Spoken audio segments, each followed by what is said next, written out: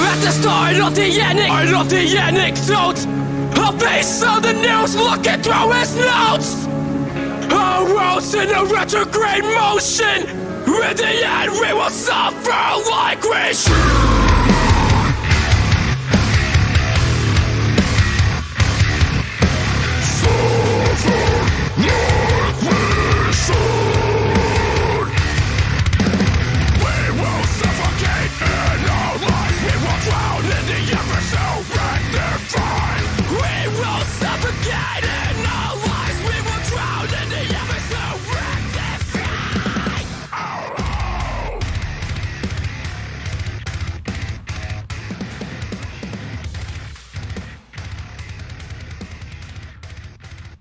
Hello everyone, Nightmare here once again, and this time coming to you from Autopolis International, and this is on my Quicksand Jesus account.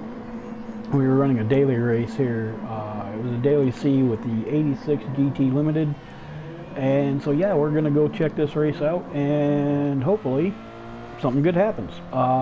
Today's video is sponsored by HardRockDaddy.com, and this is a music-centered website run by my buddy Adam. He's a really good writer. There's a bunch of articles, a bunch of stuff music related on the site, weekly top 10, top 20 countdowns, and he just recently released the the top 100 hard rock songs of 2020. That came out a few days ago. Very cool countdown. So yeah, please definitely go check that out. Show him some love. I definitely appreciate it. He would too. And I want to thank my buddy Roy at Enox for providing the music for today's video. These guys are really badass, man. If you like music that'll just kind of punch you in the face and give you a good message to go with it, these are definitely your guys. So on that note, yeah, here we go with the race. As you can see, I started running second behind Ramirez here. This is a really good race between him and I wanted to give him a shout out because it was a really clean race. Love races like this. It's just a lot of fun.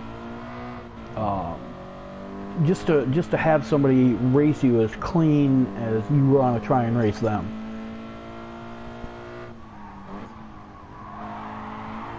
Sometimes being a clean racer works out for you, sometimes not so much. I don't claim to be 100% clean 100% of the time. I will throw out an elbow, but basically I will race you as you race me. You know, if you throw out elbows or start shouldering me out of the way, well then if I catch back up to you, you're gonna get the same treatment. I'm not super aggressive, but I'm definitely not passive on track.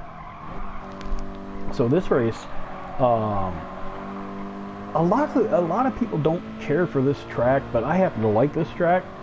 It's one of my favorites for some odd reason. Not sure why. Maybe it just suits the way I drive. But yeah, I usually get pretty good results on this track.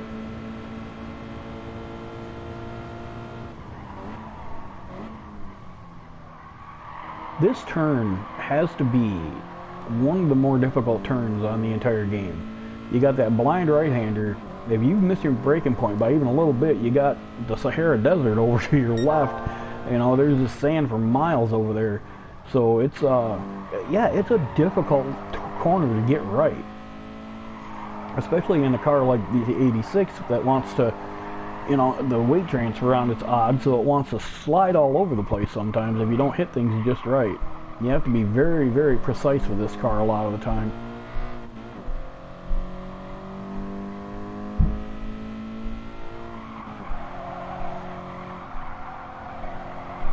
But yeah, as you can see here, Ramirez is just all over me. And like I said, he kept it clean. I know a lot of guys from that far back would try and do a dive into this corner, and I really appreciate the fact that he didn't. It's just a bad spot to do it. I mean, it's a good spot for them to do it, but a bad spot for the guy in front of you.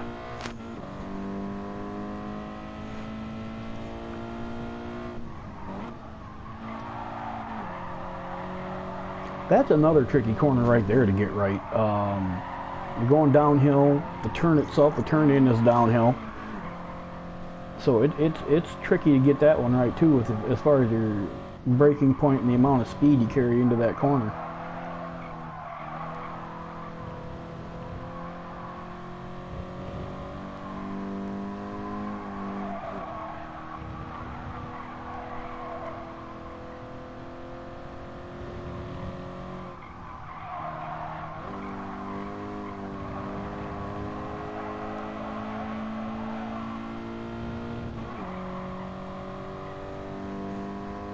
Alright, nothing much happens here for the next couple of laps, so I'm going to move ahead here just a little bit, guys.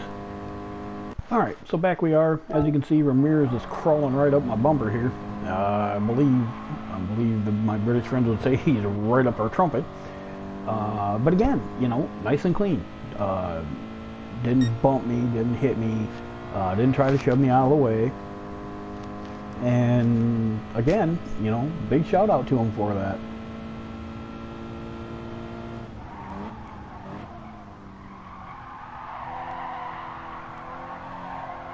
I get a little bit loose coming out of this first turn. Again, really tricky turn to get right. So yeah, he gets back around me, and now I'm in chase him down mode.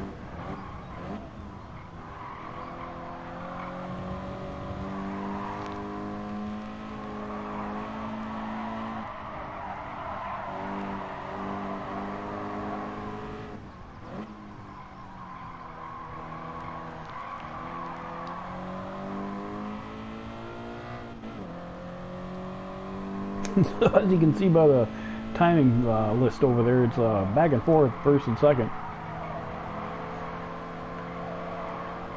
But I mean, we went side by side through there, and there was no contact. These are the kind of races that make Gran Turismo a lot of fun. When you can have a race like this with somebody.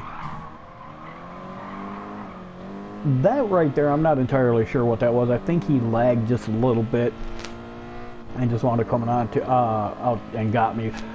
The reason I say that is because of how quick it was. That didn't look like it just got loose and slid out. That looked more like he just kind of lagged and bounced out into me. So, you know, again, that's not a dirty thing. That's clean racing, just an internet problem. But it did give him a little bit of breathing room here, so now I really got to go into chasing down mode again. Which, hey, I don't mind. That's fun. It's more fun to have somebody to race with than to run out front and not have anybody around you. I know some guys would beg to differ, but I'm not one of them. I like having somebody to race with. I think honestly, I would rather have a race where I am fighting for, you know, a top 3 with 2 other guys, and it's a really, really close race, than I would just walking away from the entire field.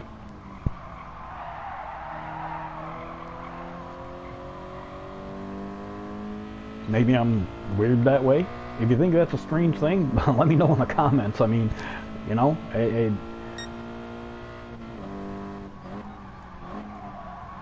I just prefer to actually be racing with somebody that is that's going to give me a good fight.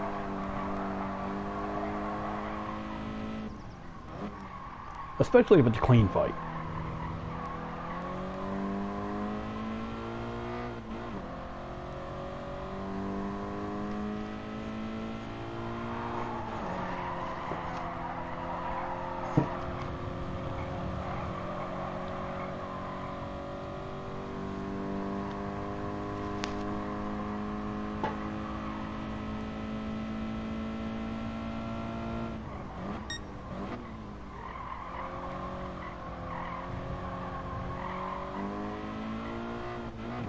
In case you guys haven't noticed, I'm not really a guy to sit there and talk for every second of the race. I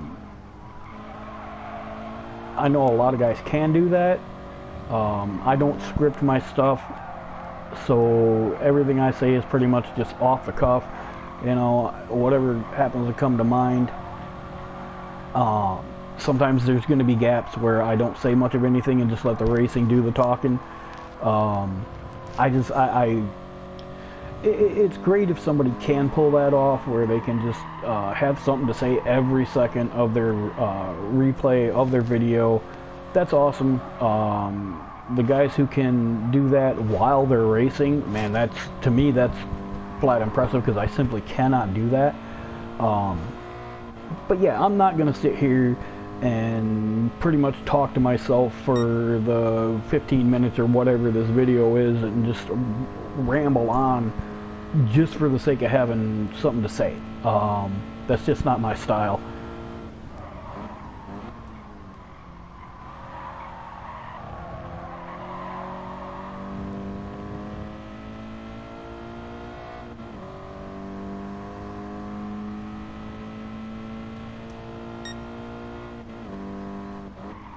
One thing I will say about this though, if you look on the map, me and Ramirez have pretty well checked out by quite a bit. Oh man, right here I just get all kinds of out of shape. That's an unusual mistake for me on this track. I usually don't have that kind of problem. But now, of course, dirty tires get all out of sorts and cars just all over the place, and you're sitting there wondering what the heck is going on, but you know what's going on because you screwed up. And yeah, but anyway, yeah, him and I, we pretty much just checked out because we were running, we weren't really fighting with each other. We were not exactly working together, but I settled in behind him, or he settled in behind me, just depending on what the situation was at the time, and doing that made us faster, and so we just kind of walked away from everybody else.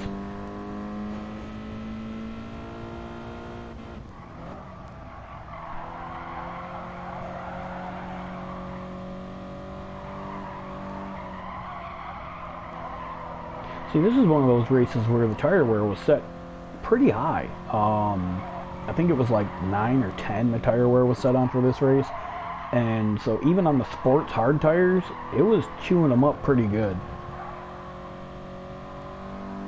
I mean, normally the sports hard tires will last you,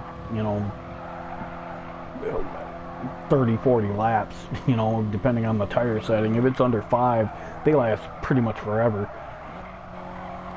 But in this one, they decided to make a bit of a challenge and have your tires start going away after about 6 laps, 7 laps. So right now, I'm figuring I'm pretty well settled into second place. I'm perfectly happy with that. Podium position is always a good thing, because he's got quite a gap on me. So I just kind of settle in, do what I'm going to do, finish off, make sure I don't make any mistakes. Well, except for that one, of course.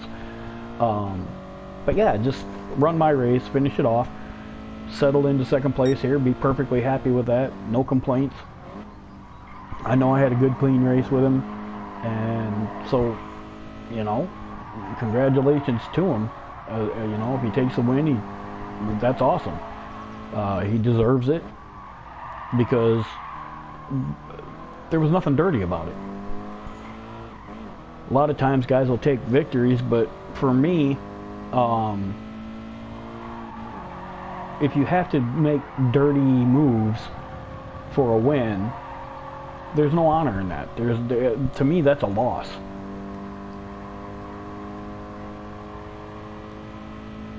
We'll call it a hollow victory, I'll put it that way.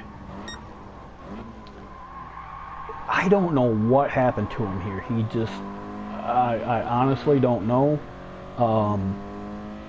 He must have just missed his braking point, went into the corner too hot, but you bet you I'm going to take advantage of it. And now the goal is to try and hold him off, because I know he's fast. He has been the whole race. So I got to hold him off at this point. So I'm going to try and be as defensive as I can. If he gets close enough for me to really be concerned, I'll stay on the apex and not give him a whole lot of room to work with.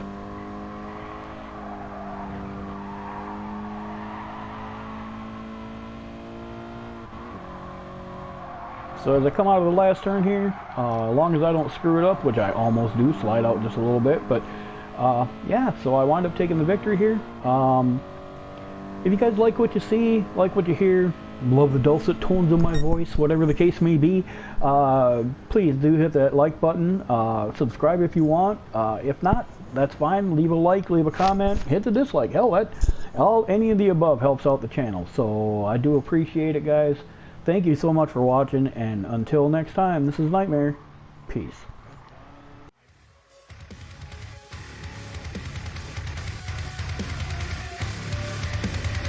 You never make a difference.